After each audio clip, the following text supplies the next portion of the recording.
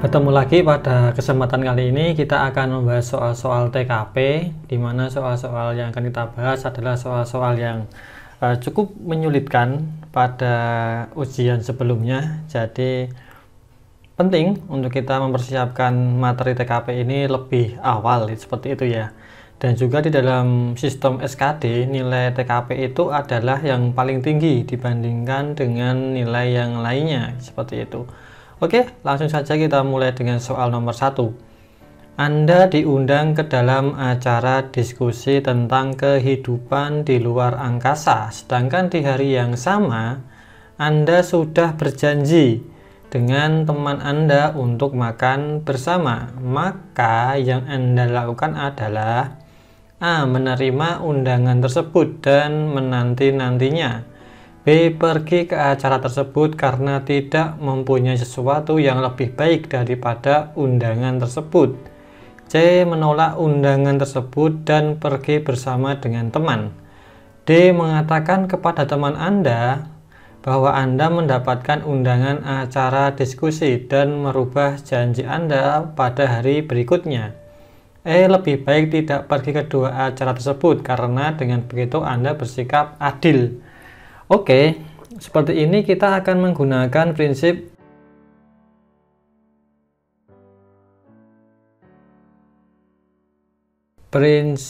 prioritas atau dalam bahasa ilmiah adalah namanya utilitarian. Nah, sekarang kita bandingkan yang diminta itu kan adalah diskusi dan juga yang namanya makan malam.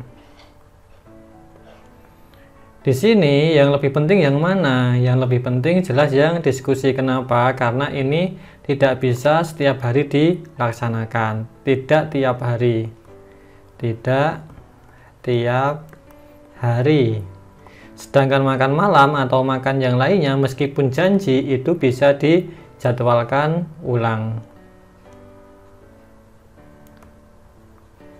Maka jawaban yang paling pas itu adalah yang D, yaitu mengatakan kepada teman Anda bahwa Anda mendapatkan undangan acara diskusi dan merubah janji pada hari berikutnya. Seperti itu. Ini yang poinnya 5, yang D.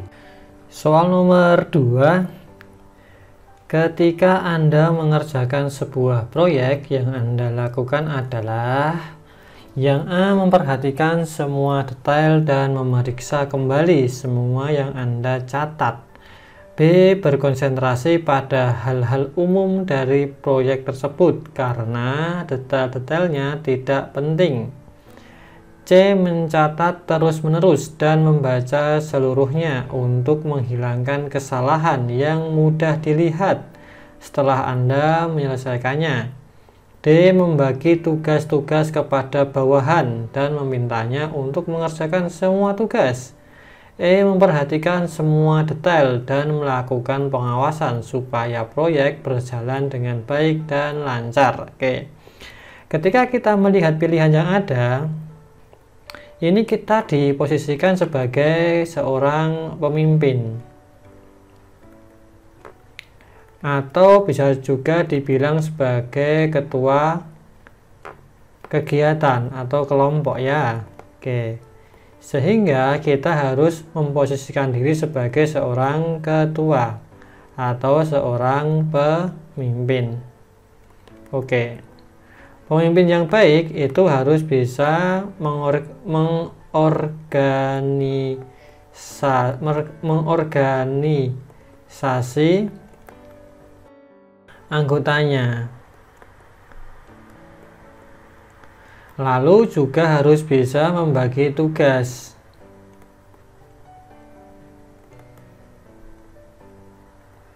Dan yang paling penting, dia juga harus bisa memastikan kegiatan berjalan dengan lancar. Kegiatan lancar. Oke, kita cek pilihan yang pertama yang A. Yang A ini memperhatikan semua detail, dan memeriksa kembali semua yang Anda catat. Oke ya. ada kata-kata yang dicatat dan memeriksa kembali semuanya. Ini seolah-olah seorang pemimpin ingin mengerjakan semuanya.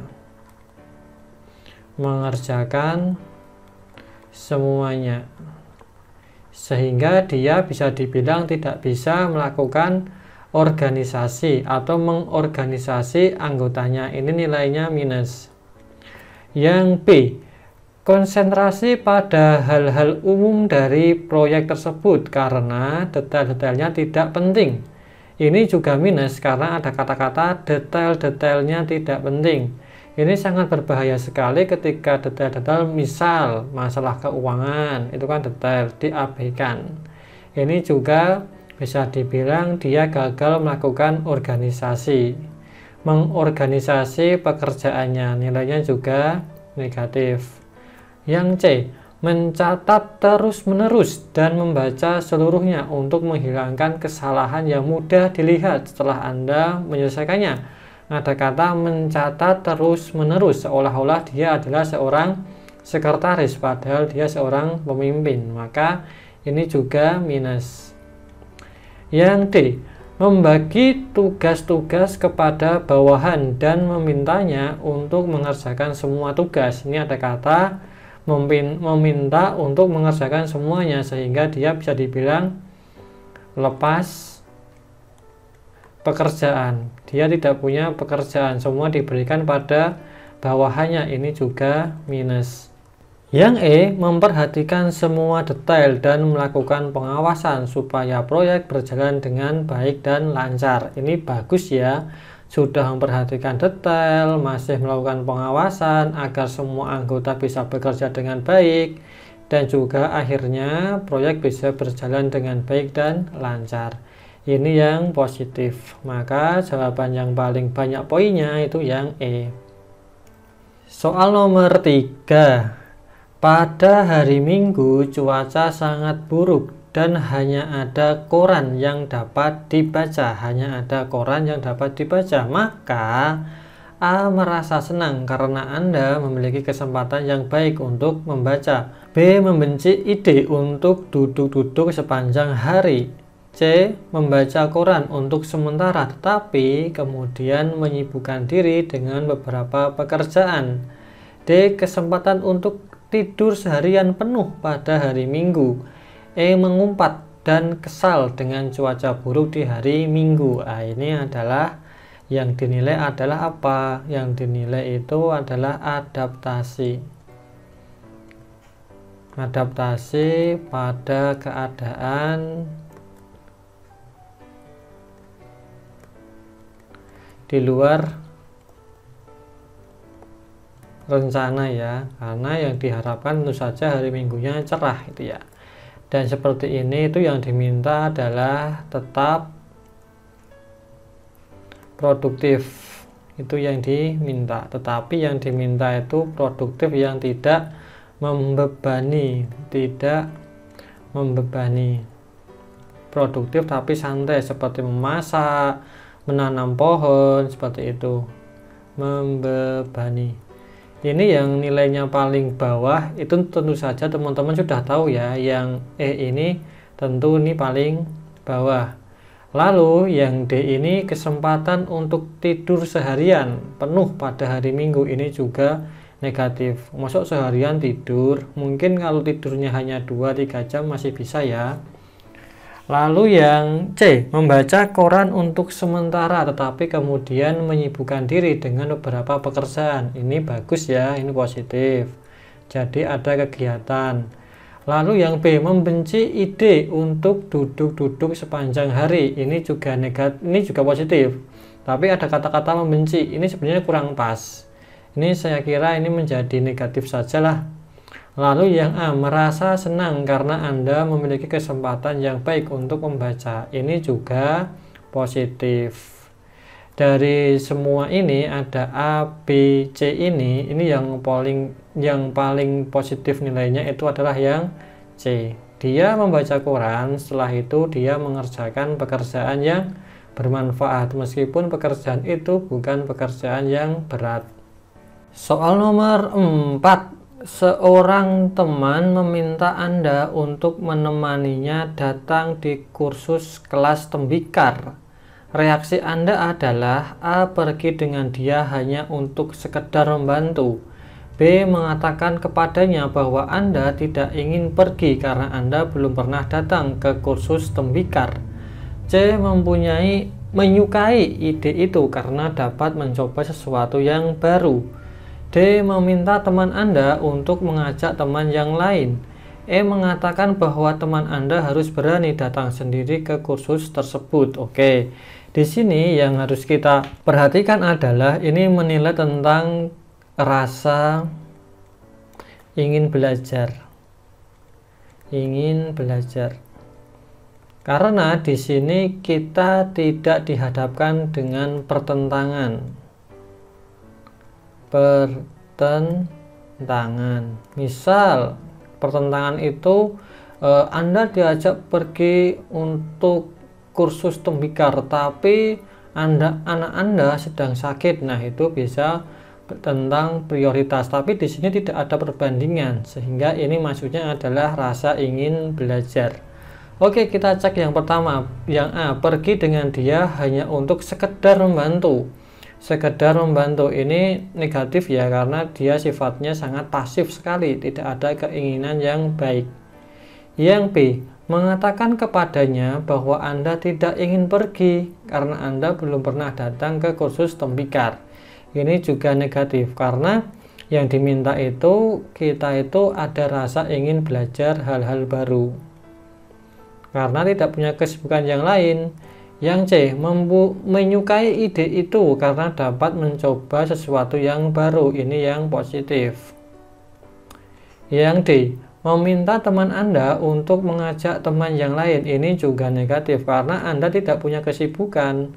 Yang E, mengatakan bahwa teman Anda harus berani datang sendiri ke kursus tersebut. Ini juga bisa positif. Sehingga pilihan yang paling tepat itu adalah yang C. Nomor 2 nanti bisa yang E. Ini bisa nilainya 5. Yang ini nilainya 4. Karena ini melatih kemandirian.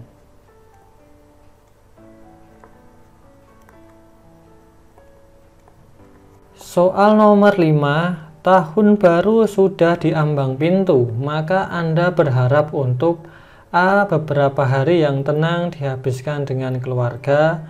B. Kesempatan untuk menemui beberapa teman dekat. C. Kesempatan untuk pergi ke pesta-pesta meriah. D. Berbelanja kebutuhan pesta di rumah. E. Tidak melakukan apapun karena tugas masih menumpuk. Ini adalah tentang adaptasi pada lingkungan.